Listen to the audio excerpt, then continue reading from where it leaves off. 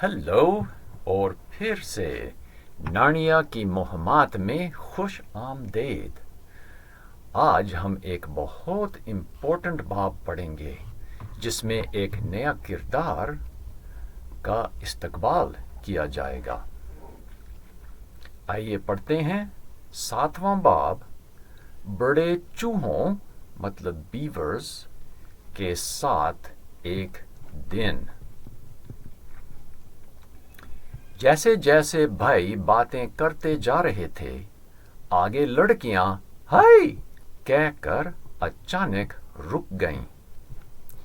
चिड़िया, लूसी ने कहा, चिड़िया चली गई। और सचमुच वो गायब हो गई थी। और अब हम क्या करेंगे? एडमंड ने पीटर को गौर से देखते हुए कहा। उसके अंदाज से मालूम हो रहा था कि वो असल में कहना चाहता था कि मैंने क्या कहा था। चुप, देखो, सूजन ने कहा। क्या? पीटर बोला। उन दरख्तों के दरमियान कुछ है। सबने बहुत गौर से देखा और कुछ कुछ डरने लगे। फिर वहीं सूजन ने कहा, हाँ, मुझे भी कुछ नजर आया है। पीटर ने कहा, उस बड़े दरख्त के पीछे। पर है क्या? लूसी ने कहा और पूरी कोशिश की कि उसकी आवाज में डर ना नजर आ जाए। जो भी हो, पीटर ने कहा, वो हमसे छुपना चाहता है। वो नहीं चाहता कि हम उसे देखें। हमें घर जाना चाहिए, सूजन ने कहा।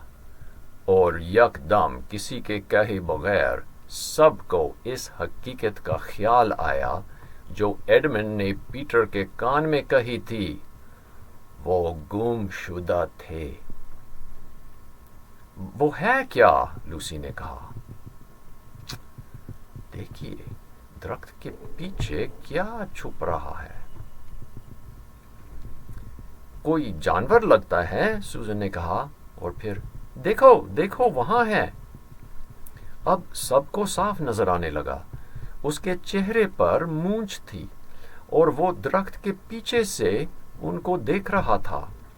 लेकिन उस बार वो पीछे नहीं हट रहा था, बल्कि वो हाथ को अपने मुंह पर रखकर चुप रहने का इशारा कर रहा था, बिल्कुल ऐसे ही जैसे इंसान उंगली से करते हैं।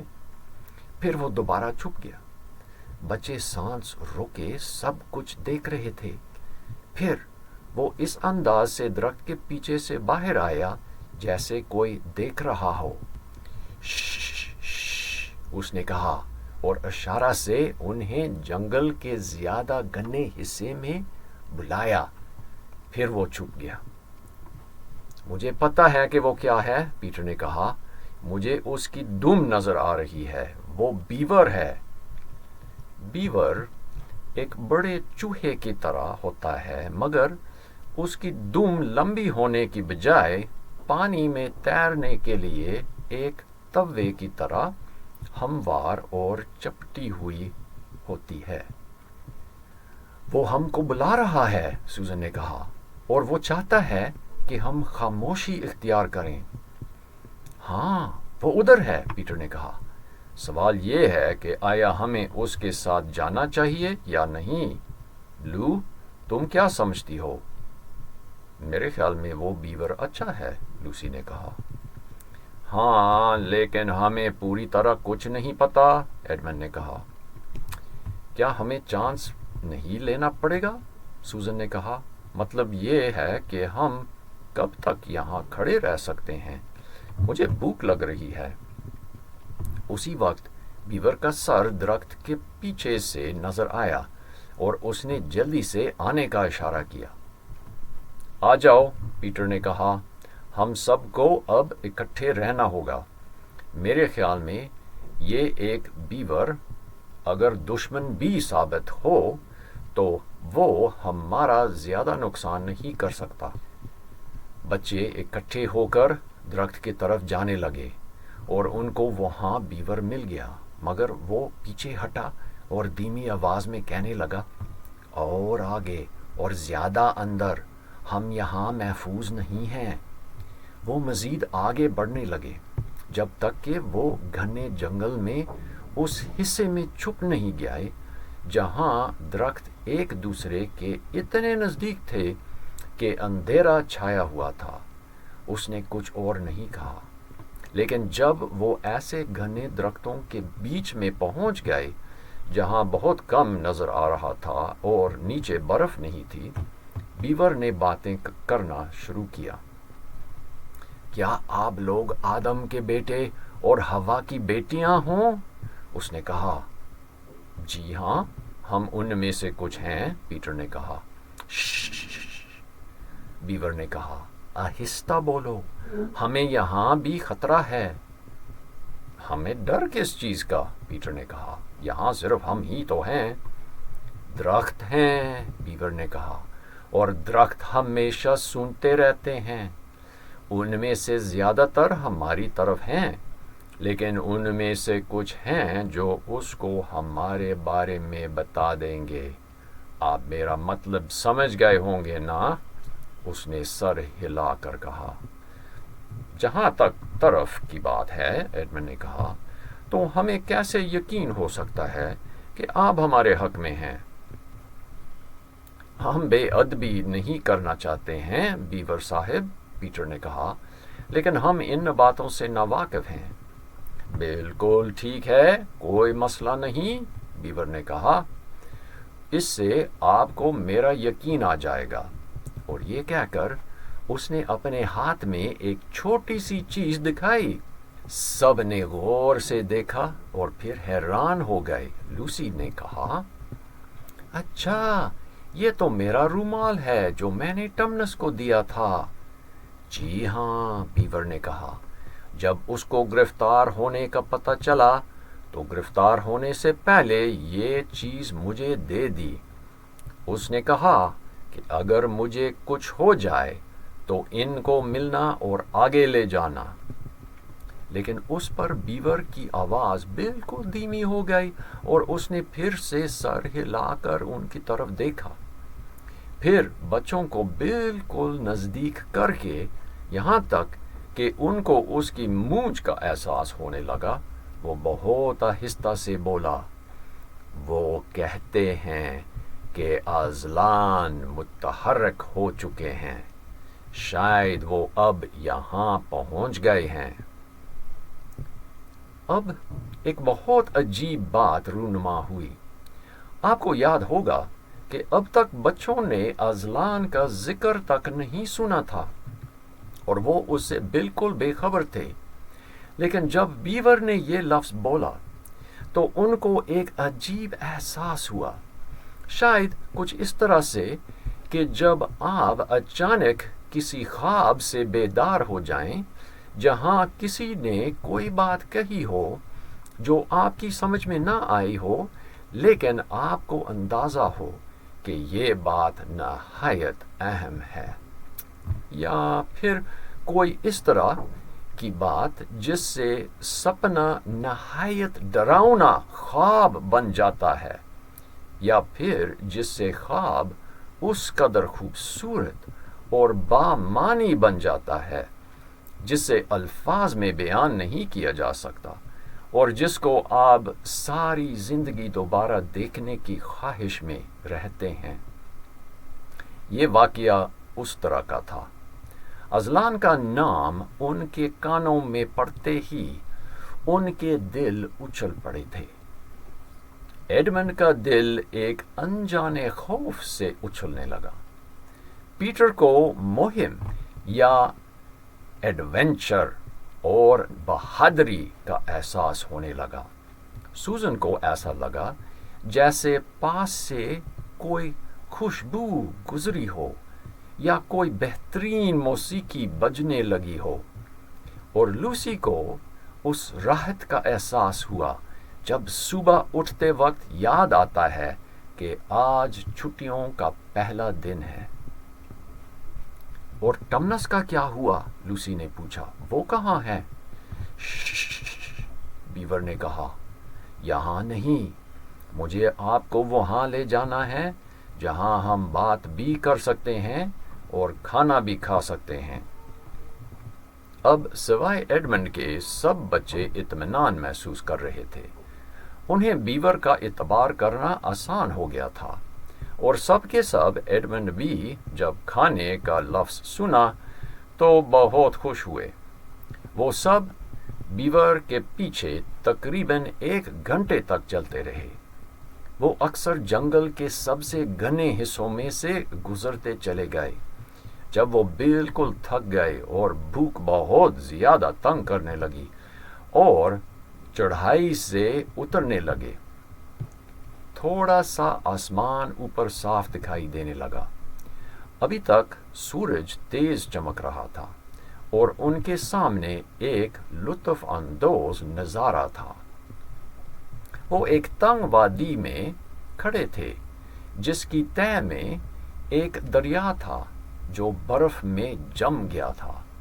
ان کے سامنے ایک باندھ یعنی ڈیم تھا جو اس دریا پر بنایا گیا تھا۔ جیسے ہی انہوں نے یہ دیکھا تو انہیں یاد آیا کہ بیور ڈیم بنانے کے لیے خاصے مشہور ہیں، اور انہیں یقین ہونے لگا کہ یہ ڈیم بیور صاحب نے ہی بنایا ہوگا۔ پھر انہوں نے بیور کا چہرہ دیکھا جس پر فخر کا انداز نظر آ رہا تھا، وہ انداز جو کسی کے چہرے پر اپنا باغ دیکھتے وقت یا اپنی لکھی ہوئی کتاب پڑھاتے وقت ہوتا ہے۔ لہذا یہ عین آداب کے مطابق تھا جب سوزن نے کہا، کتنا اچھا ڈیم، اور اس بار بیور نے نہیں کہا آہستہ بولو، بلکہ اس نے کہا کچھ بھی نہیں، یہ ابھی تک مکمل بھی نہیں۔ ڈیم کے اوپر جہاں تالاب ہونا چاہیے تھا، ہموار فرش کی طرح ایک کالا سا برف کا تالاب نظر آ رہا تھا۔ ڈیم کے نیچے برف ہموار نہیں تھی، بلکہ ایسا لگتا تھا کہ چلتا پانی ایک دم سے برف میں جم گیا تھا، اور جہاں پانی ڈیم کے بیچ میں سے ابر رہا تھا وہاں برف کی دیوار سی لگتی تھی، جیسے ایک کیک پر خالص سفید چینی کی آئسنگ سجائی گئی ہو۔ دریا کے بیچ میں ڈیم کچھ چوڑا تھا۔ یہاں بیور کا گھر نظر آتا تھا۔ گھر کی چھت میں ایک سوراخ تھا جس سے دھواں نکل رہا تھا۔ یہ دیکھ کر خاص طور پر بھوک سے نڈھال بچوں کو پکوانوں کا خیال بہت زور سے ستانے لگا، اور ان کی بھوک مزید بڑھ گئی۔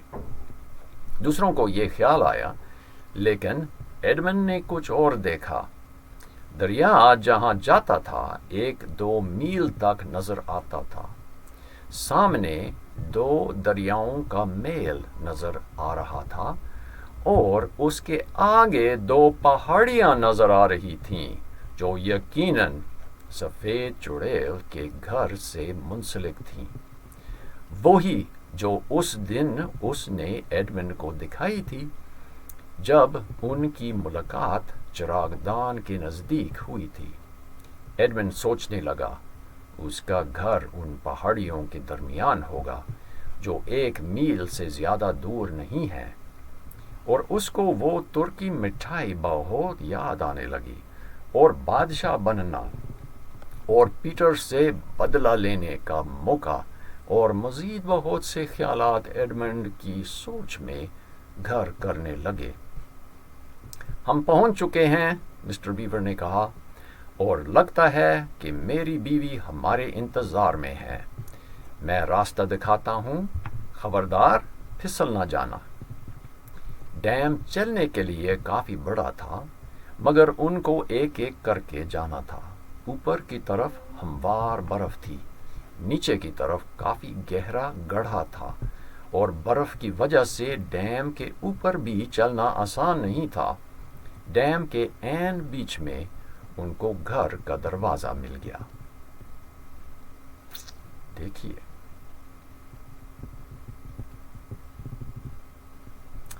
ہم پہنچ گئے ہیں مسز بیور، مسٹر بیور نے کہا۔ یہ سب مجھے مل گئے تھے۔ یہ دیکھو، یہ آدم کے بیٹے اور ہوا کی بیٹیاں ہیں۔ اور وہ سب اندر چلے گئے۔ لوسی نے سب سے پہلے ایک مشین جیسی آواز سنی اور کمرے کے کونے میں ایک خوش مزاج مادہ بیور کو دیکھا جو سلائی مشین چلا رہی تھی۔ جیسے ہی بچے نظر آئے، اس نے مشین بند کر دی اور اٹھ کر بچوں کی طرف آ گئی۔ آخر تم لوگ آ ہی گئے، اس نے ہاتھ ملاتے ہوئے کہا۔ اتنی دیر کے بعد میں نے یہ دن آخر دیکھ ہی لیا۔ کیسی حیرت کی بات ہے۔ اور دیکھو، آلو ابل رہے ہیں، چائے تیار ہونے والی ہے، اور مجھے یقین ہے کہ مسٹر بیور ہمارے لیے مچھلیاں پکڑ کر لے آئیں گے۔ بالکل، مسٹر بیور نے کہا، اور وہ دوبارہ باہر چلے گئے پیٹر کے ساتھ۔ وہ برف پر چلتے ہوئے ایک سوراخ تک گیا جو اس نے کلہاڑی سے کھول رکھا تھا۔ انہوں نے ایک بالٹی بھی اپنے ساتھ لے لی تھی۔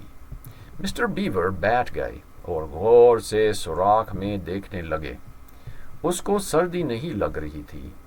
یکدم اس کا ہاتھ آگے بڑھا اور فٹافٹ اس نے ایک خوبصورت ٹراؤٹ پانی سے نکالا۔ لمحے بھر میں ان کی بالٹی بھر گئی تھی۔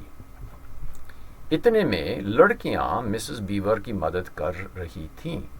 انہوں نے کیتلی بھر دی اور میز لگائی، ڈبل روٹی کاٹی اور پلیٹوں کو چولہے پر رکھا تاکہ وہ گرم ہو جائیں۔